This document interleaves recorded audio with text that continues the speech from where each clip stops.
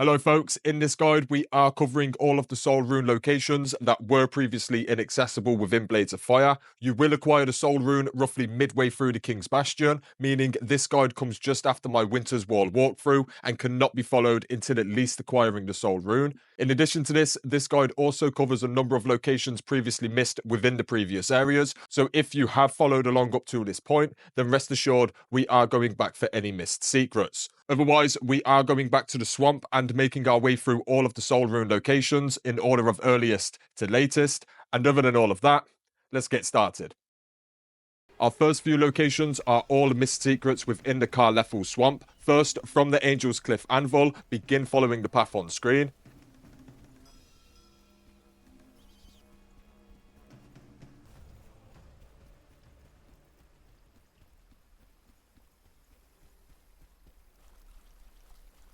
Eventually, you'll locate this spear statue that we did previously miss. Our next location begins from the Forger's Sanctum Anvil and will require that you first follow the steps in my Light Rune guide and drain all of the water from this area first.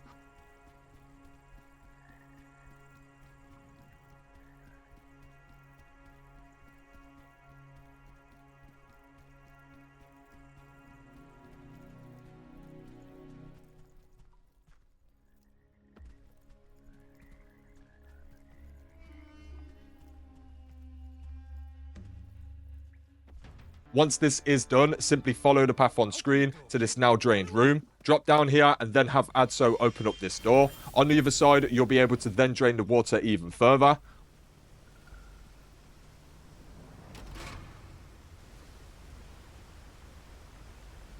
Once done, simply begin following the path on screen again.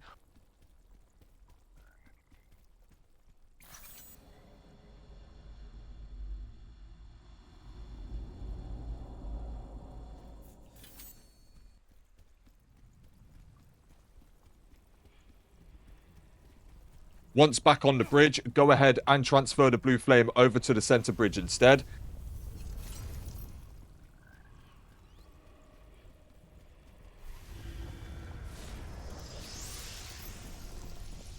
Next, cross this over and ignore the new elevator for now. Simply follow the path outside, and this blue flame will also require that you first follow the steps within my Light Runes guide. Regardless, retrieve this and then follow the path on screen.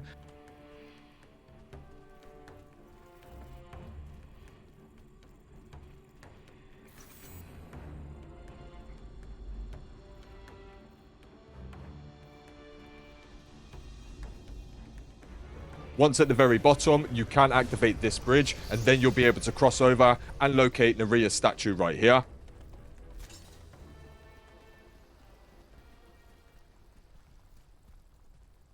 Our next location begins from the Kar Lethel Wall Anvil. When ready, begin following the path on screen.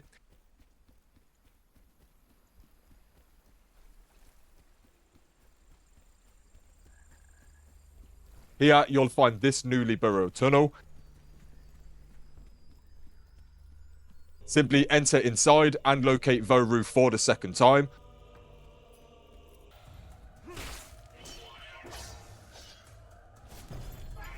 Upon defeating them, go ahead and locate this chest at the back of the cave, which does have a health gem inside.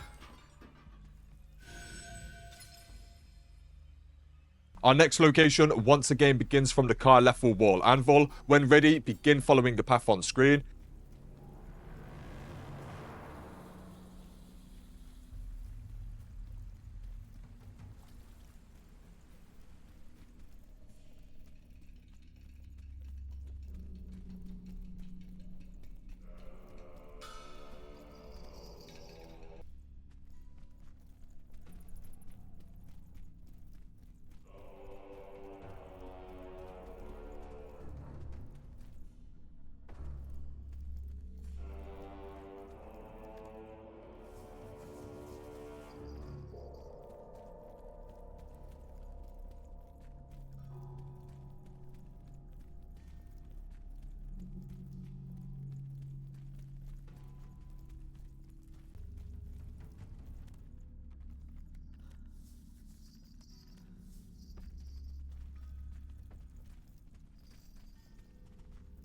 Eventually, you'll locate this additional tunnel. In here, you'll find 2 chests, the first containing a rock die, and the second chest contains a health gem.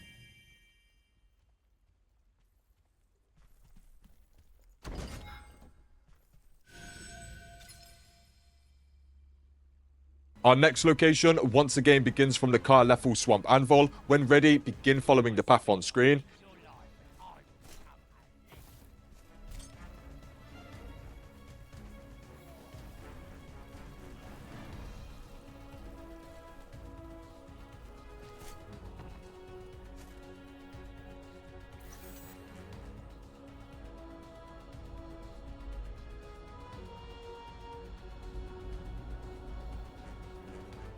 Here, you'll notice the water is now drained from below the lift. Simply head down and defeat this troll. And when done, locate this chest with a health gem inside. Our next location starts from the Embalmer's Dorm's Anvil within the Doyen Graves. When ready, begin following the path on screen.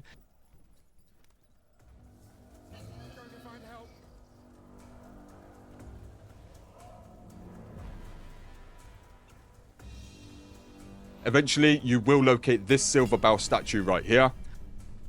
Upon heading inside, you'll find this saber statue here. Then locate this chest with a health gem inside.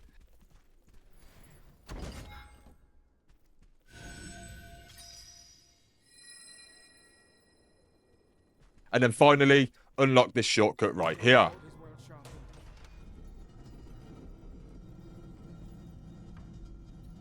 Our next location begins from the Asides Chapel Anvil. When ready, begin following the path on screen.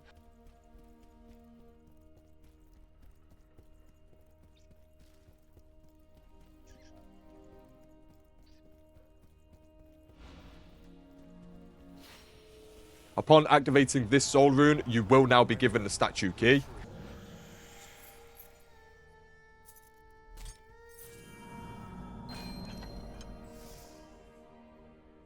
Next, with the key in hand, begin following the path on screen.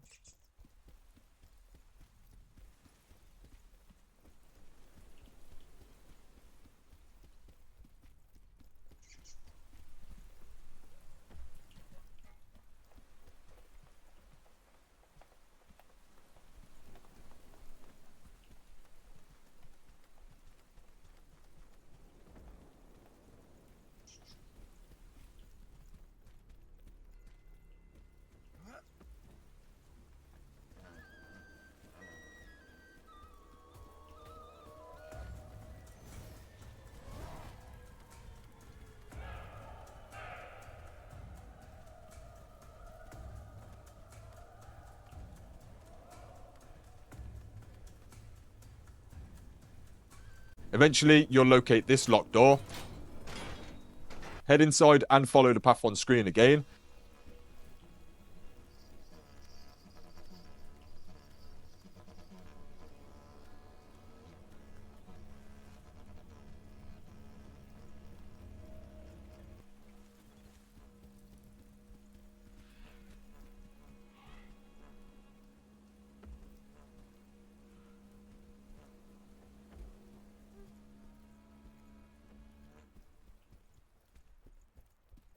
Eventually, you will locate this shortcut. Next, activate this iridescent crow and then head up the nearby ladder.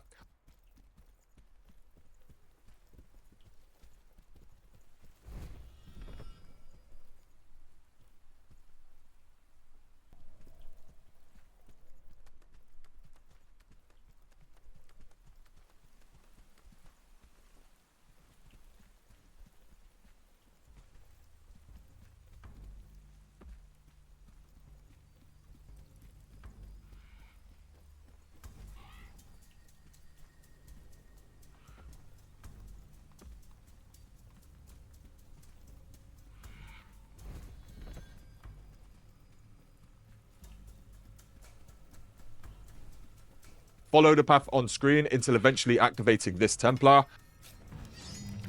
Upon defeating them, you will receive a single blue gemstone as your reward. For our next location, you will first want to go to the forge and craft any sword. The important information to note here is you must name the sword Excalibur, and we will need this for the next soul rune. Once done, our next location begins from the Serpent's Amphitheatre Anvil. When ready, simply begin following the path on screen.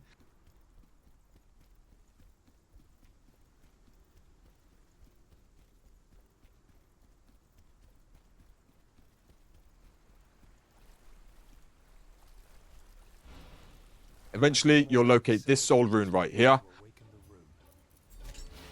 Upon activating this, go ahead and hand over Excalibur, and you will then receive a single blue gemstone as your reward.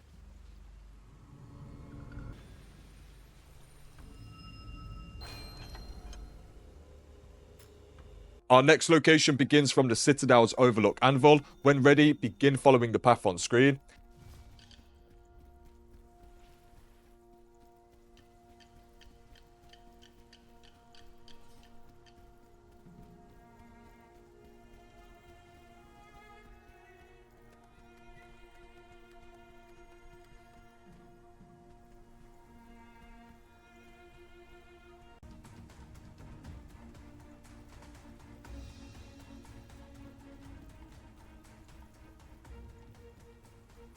Eventually, you'll locate this golden bow statue right here.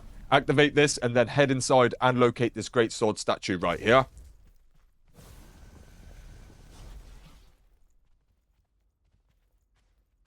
Next, go ahead and let the blue statue shoot you. Once on the other side, use your time rune to repair this structure and then head over onto the glowing platform.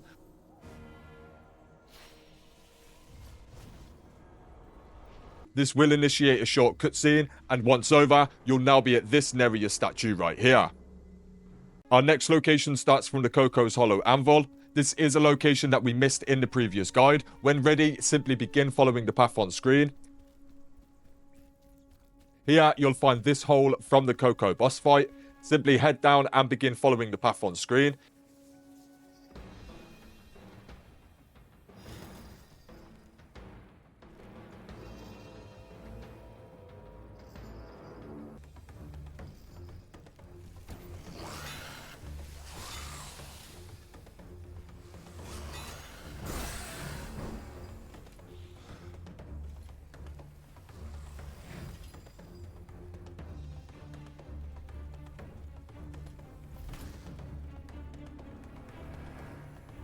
Inside of this small cave, you will find this chest with a star Criptex inside. That's a forger's Criptex. I'm opening it. And then this sword statue very close by. Next, head back out and then down this hole right here.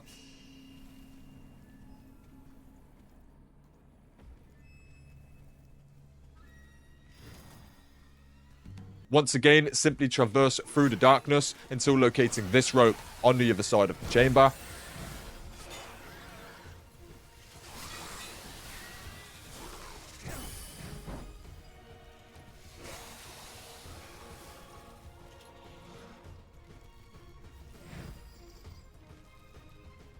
Head all the way up and eventually you will locate Edric's crown sitting just here.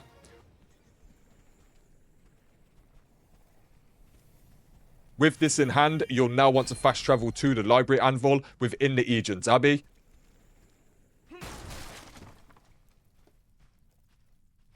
Once here, simply follow the path on screen.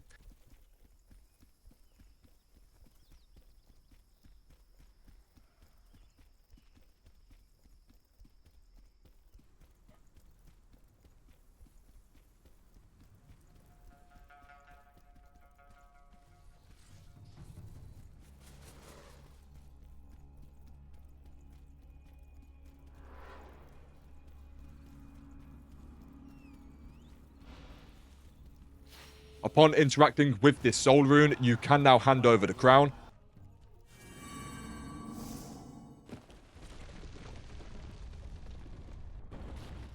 Once done, head downstairs and now retrieve a single blue gemstone from this tomb right here.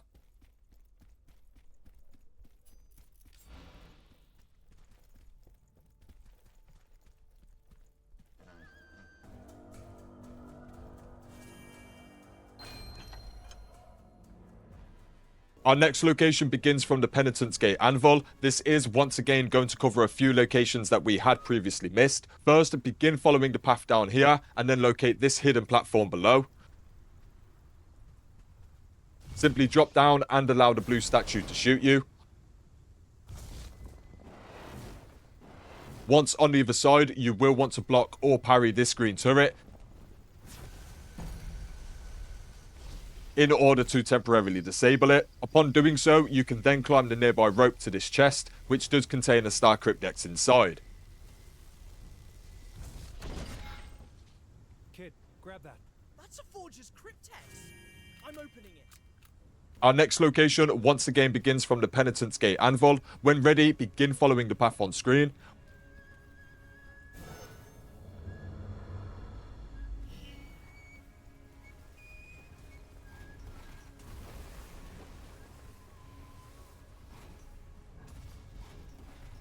Once again, locate this hidden platform and drop down below. Be sure to dodge the turret and then locate this chest with a health gem inside.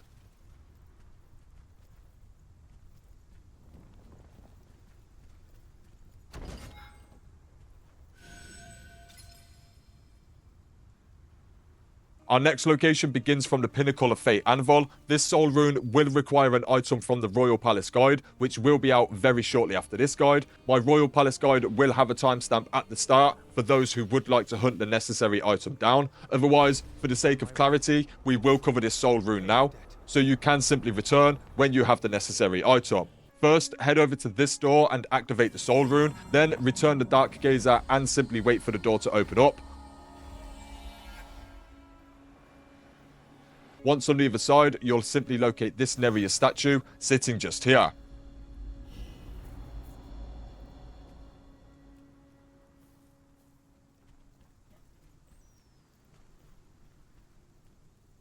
Our final location for this guide starts at the Peak of Enchantment Anvil, located within Bellatara's Witchwood. When ready, begin following the path on screen.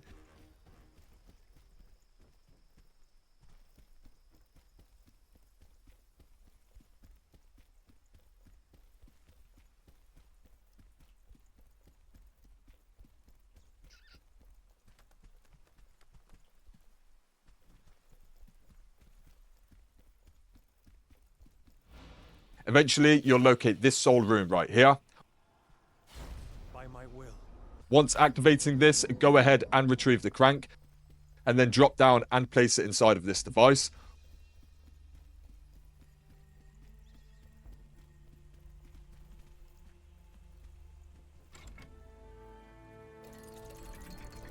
Open up the gate and then continue following the path on screen.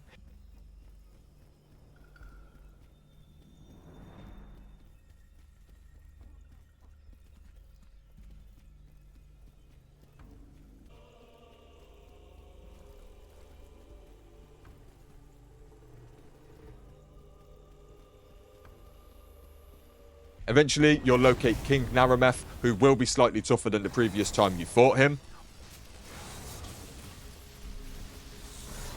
Once done, continue following the path on screen.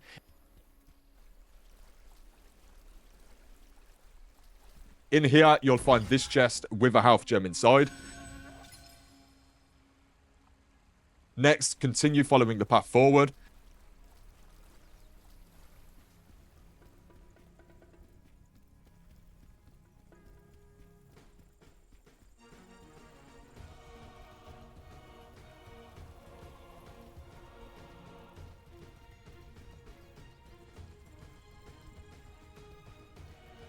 Eventually, you'll locate this chest with a health gem inside.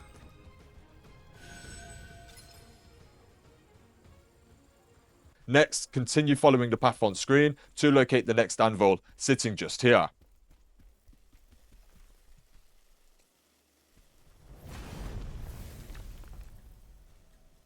Our next location begins from the Mill Road Anvil. When ready, begin following the path on screen.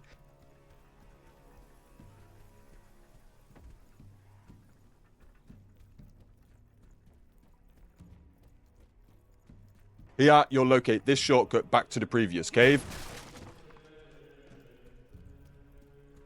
Next, turn around and drop down this ladder. Down here, you'll find this chest with a health gem inside.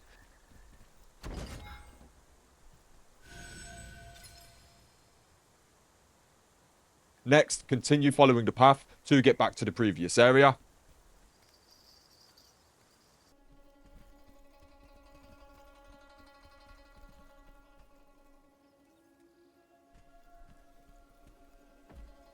Our next location begins from the Mill Road Anvil. When ready, begin following the path on screen and open this nearby gate.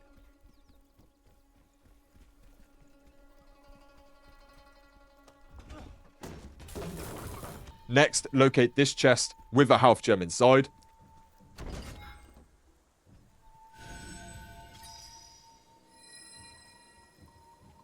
Next, continue following the path.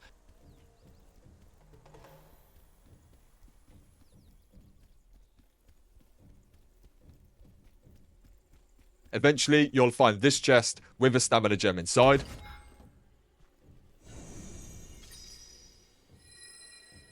Our next location begins from the Mill Road Anvil. When ready, begin following the path on screen.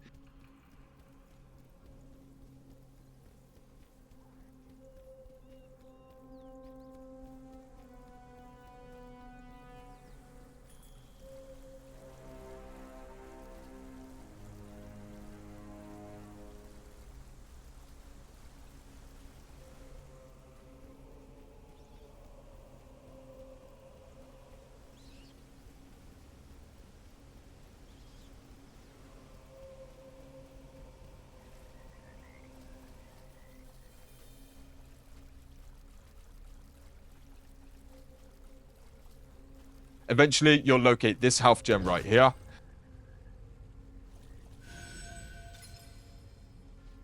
Next, open this gate and continue following the path through to open the nearby shortcut.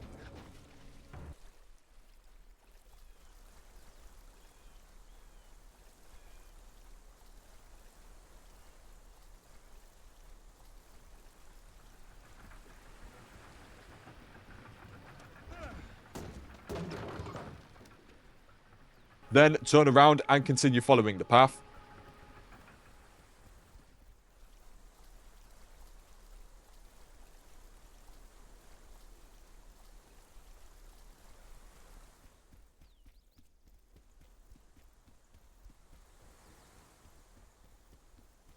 Eventually, you'll locate this spear statue right here.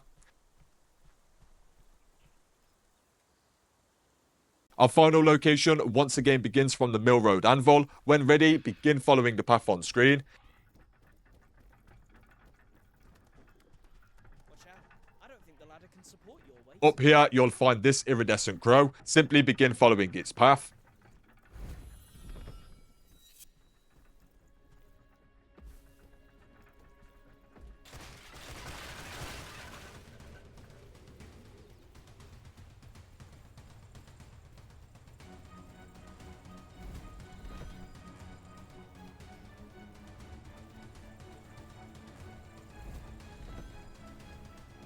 Eventually, you'll locate these 3 Templars. The 2 normal Templars will reward 1 stamina gem each, so 2 stamina gems in total, and the Fiery Templar will reward a single blue gemstone. That is it for this guide, folks. We are nearing the end of this guide series now, and I imagine I will only have another 2 or 3 more guides to make until we're all wrapped up. I'll be cranking out the final 2 Forge minigame guides and possibly working on an overall forging, combat, and or weapons guide, but we'll see how we go. Anyway, I do have a range of guides on the channel, so do feel free to stop on by and check things out. Otherwise, thanks for watching, folks, and until next time, peace.